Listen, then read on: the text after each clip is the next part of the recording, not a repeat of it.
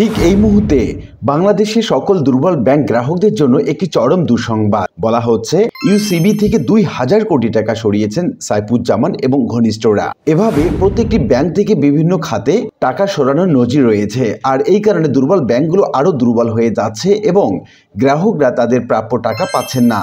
আর এই বিষয়ে কি বলছে বাংলাদেশ গভর্নর, বাংলাদেশ ব্যাংকের সরকারের পক্ষ থেকে, এই সংক্রান্ত বিস্তারিত তথ্য জানাবো আজকের ভিডিওতে। প্রিয় ভিউয়ার্স, আজকে নতুন ভিডিওতে সবাইকে স্বাগত জানাচ্ছি। আপনি যদি আমার চ্যানেলে নতুন হয়ে থাকেন তাহলে এরকম গুরুত্বপূর্ণ ভিডিওর আপডেট পেতে চ্যানেলটি সাবস্ক্রাইব করে রাখুন। ভালো লাগলে লাইক কমেন্ট করুন আর সম্পূর্ণ ধারণা পেতে পুরো ভিডিওটি না টেনে দেখুন। তাহলে শুরু করা যাক। বেসরকারি খাতের ইউনাইটেড কমার্শিয়াল ব্যাংক থেকে নিয়ম বহির্ভূতভাবে ২,০০০ কোটি টাকা বের করে নিয়েছে জেনেক্স ইনফোসিসের চেয়ারম্যান মোহাম্মদ আদনান ইমানের 4 প্রতিষ্ঠান। এই ঋণ দিতে ব্যাংকটির ব্যবস্থাপনা কমিটি কোনো সুপারিশ না করলেও পরিচালনা পর্ষদে তা অনুমোদিত হয়েছে। এর বাইরে যথাযথ প্রক্রিয়া না মেনে জেনেক্স ইনফোসিসের শেয়ার কিনেও লোকসানে পড়ে ব্যাংকটি।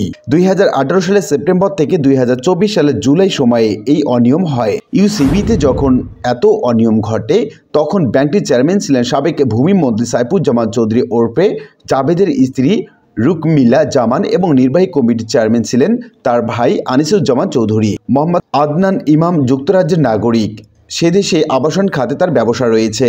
সাইফুজ্জামান চৌধুরীর শুধু যুক্তরাজ্যেই ৩৬০টি বাড়ি রয়েছে বলে বিভিন্ন অনুসন্ধানে উঠে এসেছে।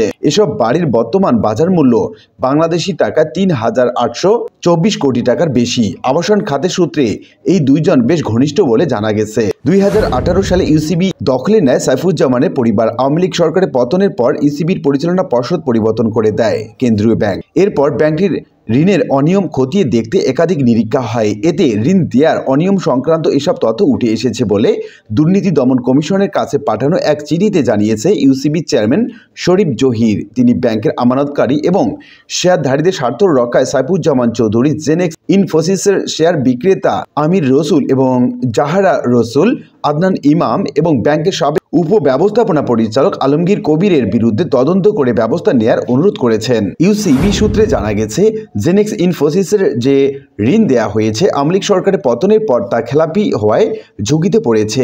এ নিয়ে আদনান ইমানের বক্তব্য জানতে একাধিকবার হোয়াটসঅ্যাপে ফোন এবং খুদে বার্তা পাঠানো হলেও তিনি সাড়া দেননি। তাদের বিরুদ্ধে রয়েছে একাধিক অনিয়ম।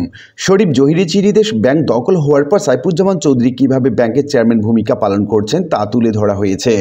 ২০১৯ থেকে ২০২৩ সালে তিনি ভূমিমন্ত্রী ছিলেন। তবে দেশের আইন অনুযায়ী যে কোনো মন্ত্রী ব্যাংক পরিচালনায় থাকতে পারেন না।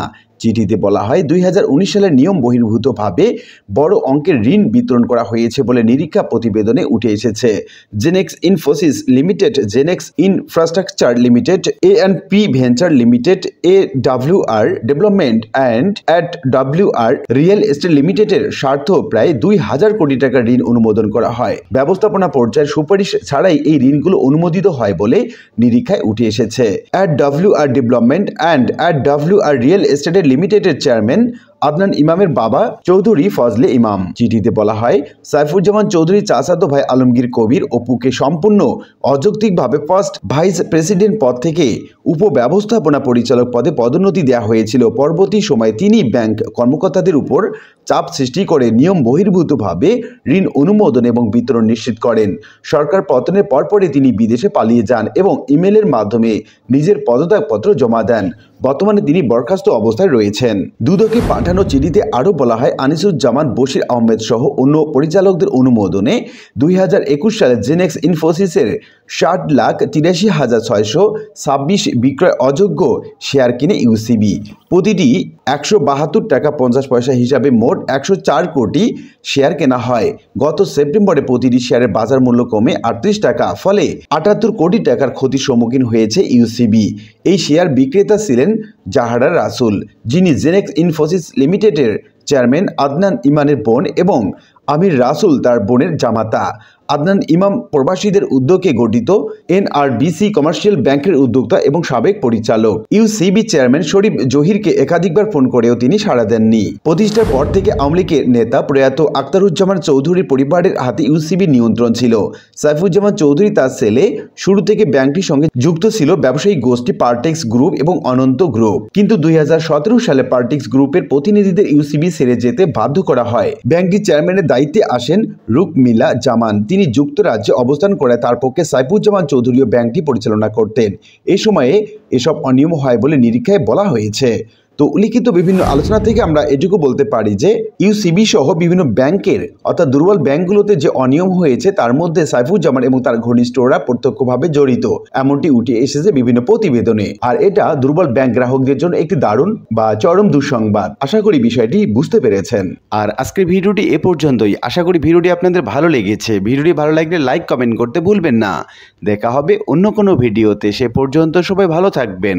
ধন্যবাদ।